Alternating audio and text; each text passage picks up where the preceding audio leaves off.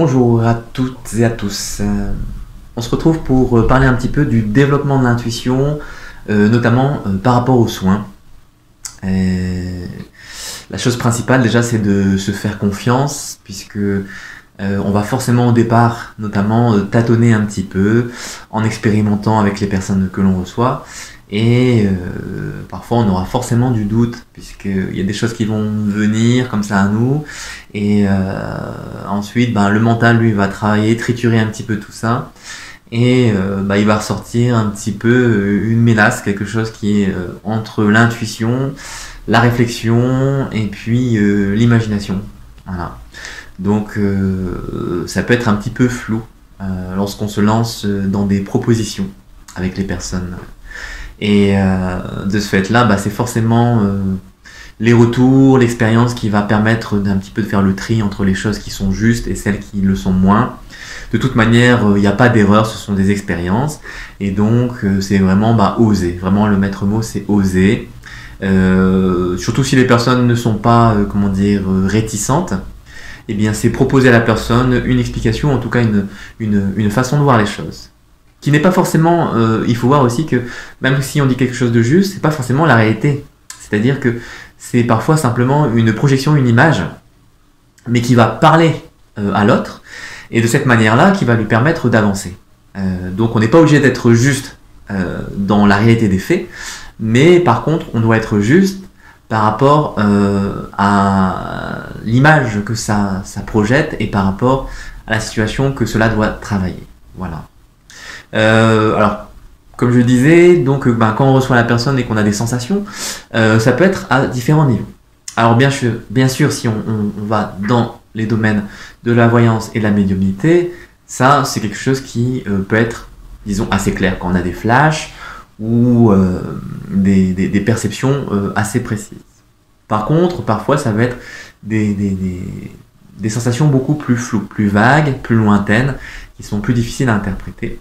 Et donc c'est dans ce sens-là, ici aujourd'hui, que l'on va parler du développement de l'intuition. Alors à quel niveau ça peut se produire? Bien sûr, déjà au niveau physique. Quand je fais des soins, et peut-être vous-même aussi, il y a des sensations qui passent à travers le corps. Donc par exemple, notamment dans les soins à distance, je peux recevoir par exemple une tension. Au niveau de la zone du foie, je ressens que mon corps se contracte. Il y a une sorte de lourdeur qui va se faire. Donc je sais que dans ce cas-là, il y a une stagnation. Stagnation au niveau du foie, ça veut dire la zone du plexus. Et le foie va gérer beaucoup d'émotions notamment comme la colère, la frustration, ça peut être un petit peu une déprime, mais aussi donc toutes les émotions en général.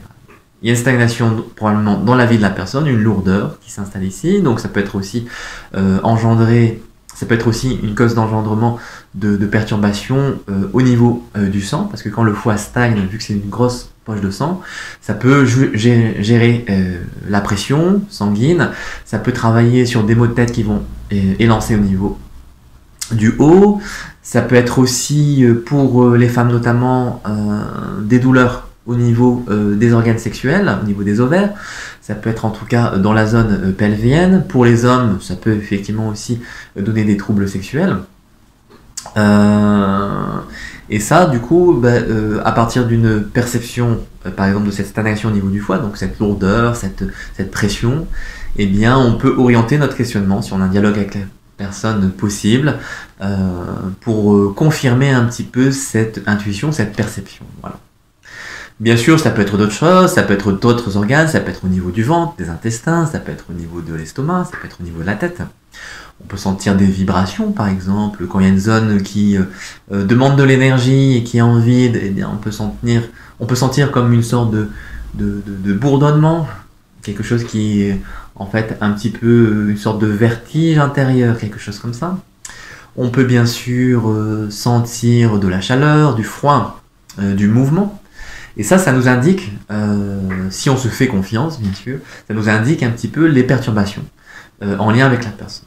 Donc lorsqu'on a un contact avec les mains, on va ressentir avec la paume de main, on va peut-être sentir un creux sous la main, on va peut-être avoir la sensation d'une forme par exemple une boule, quand la personne, par exemple, au niveau de l'estomac, a beaucoup d'angoisse, peut-être qu'on va sentir une sorte de sphère qui va se former, un petit peu comme si la personne avait mangé une balle de tennis, par exemple, de manière assez sensible, on va ressentir cette angoisse-là.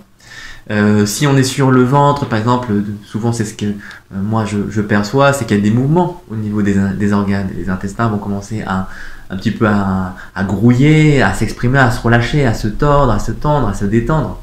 Et ça c'est très significatif, c'est-à-dire qu'il y a beaucoup de choses à évacuer, au niveau émotionnel, mais peut-être au niveau psychologique. Voilà. Donc l'intuition, c'est un mélange entre la perception et l'interprétation qu'on peut en faire. Parfois, ça va pouvoir prendre une forme, un aspect formel tout à fait simple, comme je disais par exemple, là si on touche l'estomac et qu'on sent une boule, on sait qu'il y a beaucoup d'angoisse et qu'elle vient se loger au niveau du système digestif. Donc on peut voir différents aspects. L'estomac, c'est vraiment un des premiers organes qui va entrer en contact avec la nourriture et qui va l'assimiler, commencer à la diffuser dans le corps. Donc on voit qu'il y a une situation qui n'est pas digérée. On peut voir aussi, en plus, s'il y a des reflux gastriques, par exemple, que la situation est carrément refusée. Donc il y a quelque chose qui a besoin de s'exprimer et quelque chose qui n'est pas accepté.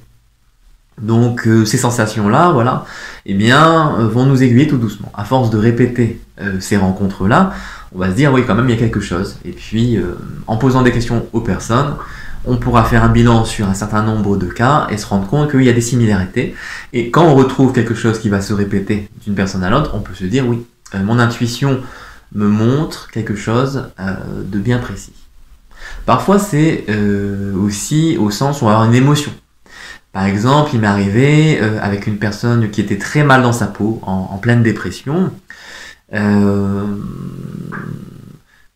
ressentir aussi moralement la sensation d'être écrasé. Donc c'est assez étrange, c'était à la fois physique, le corps était un petit peu comme sous pression, mais aussi intérieurement, émotionnellement, j'avais la sensation que j'étais un peu broyé. Voilà. Effectivement, la personne dans sa vie, il y avait eu beaucoup de difficultés. Et ça peut être un aspect qui nous touche. Donc parfois ça peut être aussi une répercussion ou disons plutôt un écho par rapport à nous-mêmes. Donc ça, faut faire attention parce que parfois quand on entre en résonance avec les problèmes de la personne, et en fait on est toujours en résonance avec ce que la personne aimait, puisqu'on ne peut ressentir que ce qu'on est capable de projeter et d'être en fait. Donc il y a toujours un bout de soi qui va entrer en résonance. Voilà. Et du coup, quand on entre en résonance, parfois on peut soi-même aussi se sentir un petit peu touché par la situation. Donc on peut sentir de la tristesse, on peut sentir de la joie quand il y a une libération, hein, par exemple, quand au niveau du ventre notamment, le système émotionnel commence à se libérer, à bouger, eh bien soi-même on peut sentir une sorte de respiration, par exemple au niveau du diaphragme, on peut sentir que le plexus s'ouvre, avoir envie de prendre une grande inspiration, et ça donc ça fait partie du système intuitif, c'est-à-dire que on communique de corps à corps ou d'âme à âme, et ceci passe par effectivement un sens subtil ou des sens subtils qui sont effectivement très intuitifs. Donc dans ce sens-là, ne pas avoir peur de dialoguer avec la personne et d'oser émettre des hypothèses. Voilà. Je veux dire, au pire on se trompe et on apprend. Voilà. C'est ça qui est bien, c'est que lorsqu'on n'a pas peur de se tromper, eh bien on ose s'aventurer dans des contrées qui sont à défricher, qui sont un petit peu sauvages, mais jamais hostiles, parce que les personnes en général perçoivent ça bien, et puis même si ça parle pas, peut-être que ça parlera plus tard, et puis si on est à côté de la plaque, c'est une fois de temps en temps, en général l'intuition va nous mener vraiment vers de beaux horizons. Voilà.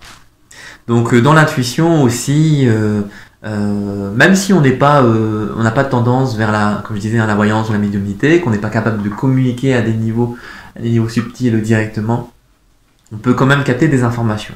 Et ça s'apprend à décoller. À décoller bien sûr, mais à décoder aussi un petit peu tout ce que notre corps, notre esprit nous raconte. Donc par exemple, si on a une pensée qui vient, par rapport notamment à des événements traumatisants. Je peux vous donner un exemple.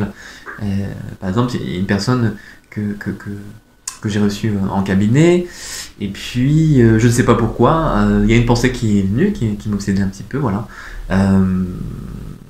un choc physique. Voilà. J'étais en train de travailler sur le ventre, au niveau du bassin, et puis j'ai ressenti la possibilité de un choc physique, et puis qui touchait cette zone-là. Voilà.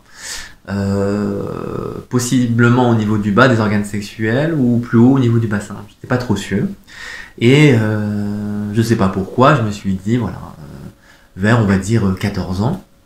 Et c'est quelque chose voilà, qui était un petit peu obsédant. Donc je me suis dit, bon, il faut pas non plus se triturer la tête, puis c'est pas forcément important pour la personne.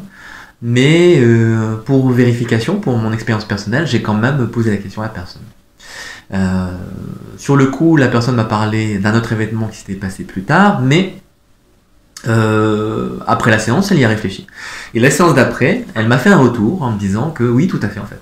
Elle avait subi un choc physique assez violent dans cette zone-là, et elle s'était souvenue d'un coup parce que ça l'avait travaillé. Et du coup, elle m'a confirmé que mon intuition était bonne, voilà, était juste par rapport à ça. Donc ça arrive de temps en temps, voilà, qu'il y a une pensée qui vienne, c'est pas forcément une image ou une sensation, c'est une pensée. Eh bien, il faut se faire confiance, et si la pensée vient et qu'on ressent le besoin d'en parler avec la personne, c'est peut-être que quelque chose, même si ça paraît anodin ou délicat d'en parler, ça peut être quelque chose d'important à dire à la personne. Pourquoi ? Bah finalement on n'en sait rien, parce que c'est pas de la psychanalyse, c'est pas du rentre dedans dans le sens où on va essayer d'impressionner la personne par notre clairvoyance, on va dire, mais c'est plutôt la justesse de ce que cela va exprimer dans notre intuition. On ressent le besoin de le communiquer. Et bien quand on ressent ce besoin-là, c'est souvent essentiel et donc juste. Voilà. Donc se faire confiance dans les choses, et puis ne pas avoir peur de se tromper, parce que voilà, c'est en tâtonnant vraiment qu'on va trouver. Donc vous pouvez voir hein, que l'intuition va travailler différents niveaux. Donc ça peut être des perceptions physiques, ça peut être émotionnel, ça peut être une pensée, donc au niveau psychologique. Et puis parfois l'intuition va travailler sur des niveaux qui sont difficiles à exprimer en mots, mais qui sont très pertinents pour nous. On va les sentir, donc ça va être des impressions un petit peu vagues, ou parfois précises, mais souvent c'est quelque chose qui n'est pas... parce que en fait c'est dans des niveaux qui sont souvent non duels, c'est-à-dire que on peut pas les formaliser, on peut pas les rendre aussi concrets qu'on l'aimerait, puisque ça travaille sur des plans énergétiques, mentaux, spirituels, et ce seront des intuitions dans lesquelles on va s'engouffrer. Et ça aura un effet, direct ou indirect, mais il faut simplement se faire confiance. Et quand on a une sensation, une perception comme ça, comme cela, qui parfois qui paraît un peu lointaine, mais qui est quand même, en fait c'est ça qui est paradoxal, c'est qu'à la fois c'est lointain dans le sens où on n'est pas capable de la décoder au sens usuel du terme, et en même temps c'est très vivant. Eh bien, il faut rentrer dans cette sensation et énergétiquement se laisser aller, de manière à ce que cela s'exprime pleinement. Voilà. Donc vous voyez, il y a différents niveaux d'intuition, différents niveaux d'action. Et donc dans les soins, c'est vraiment la pratique qui va nous permettre de développer ces perceptions et la capacité de se faire confiance et d'accepter ces réalités qui ne sont pas toujours tangibles. Et qu'on ne peut pas toujours vérifier, parce que même si on pose une question à la personne, elle ne sera pas capable de nous donner aussi un retour sensé, en tout cas compréhensible.